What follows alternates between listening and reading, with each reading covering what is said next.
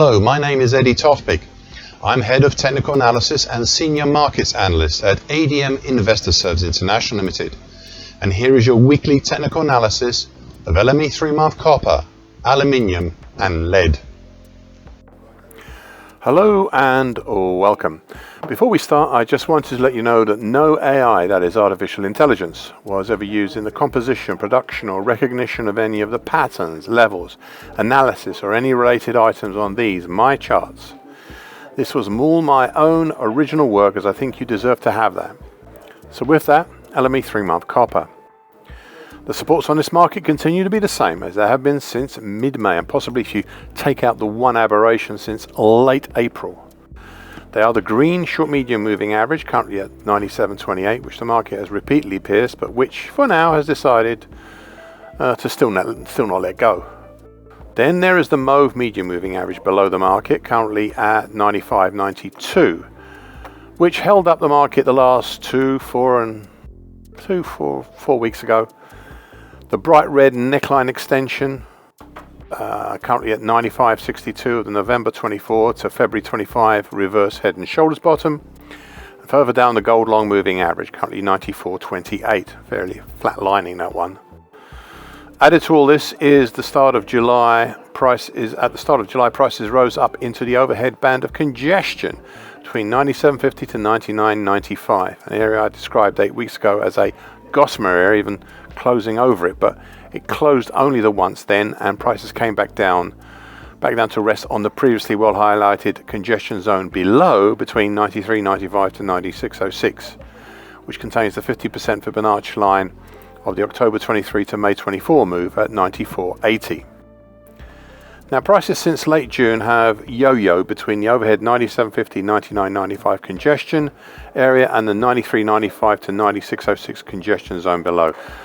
Though I do note that with somewhat decreasing highs, such that I have drawn a late June to date downtrend, currently at 99.18, a downtrend that is really as yet untested. For good order's sake, I'll once again recap the 3 congestions that we seem to be working our way up and down through. The first was below, between 91.83 to 91.86, and is the weakest. The second is the already mentioned area between 93.95 to 96.06, and is the one we became clogged down within over April or May, and from which we have moved up and out and away from, for a while at least.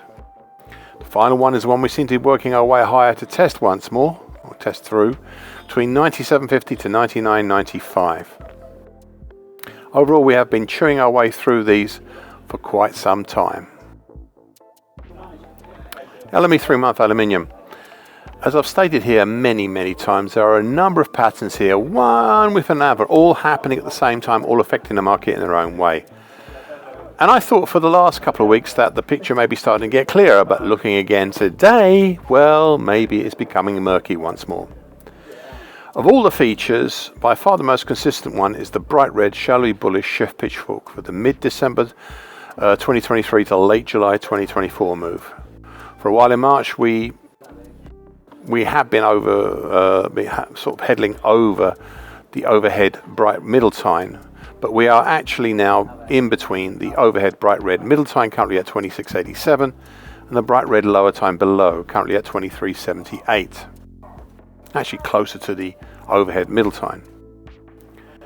Nearer term, well, below we have the support of the flatlining gold long moving average, currently at 25.67, and then overhead congestion at 26.50.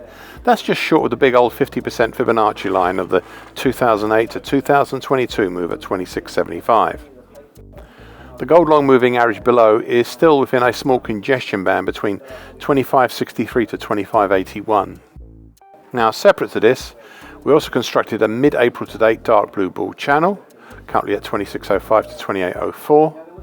The lower trend line looked solid enough a few weeks ago, though the upper trend line is still only a 2-pointer right now, but that's far enough above not to be of a concern just yet. However, as I said 2 weeks ago, and I quote, thus it seems a flatlining gold long moving average is the one to watch below, and a dark blue lower blue channel line. End of quote. Well, 2 Thursdays ago, prices punched down and closed below both. However, the market has so far not managed to establish itself below the gold long moving average, though the dark blue lower bull channel line has been breached and is still very close to being broken, with all the implications that may mean. Interestingly, the next support below is the rising green short medium moving average, currently at 25.68, which really didn't look that great, but has risen enough to reinforce the gold long moving average, moving up and just over the lesser Fibonacci line at 25.36. Further down is declining mauve medium moving average, currently at 25.17, which also doesn't look that great, though it is right on today to the 50% Fibonacci line for 2025 at 25.18.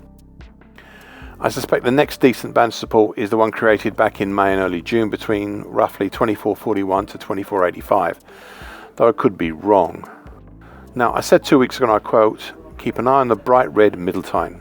Interestingly, the dark blue lower channel line crosses over the bright red middle tine in late September, so I have plenty of time for a significant move in between, end of quote.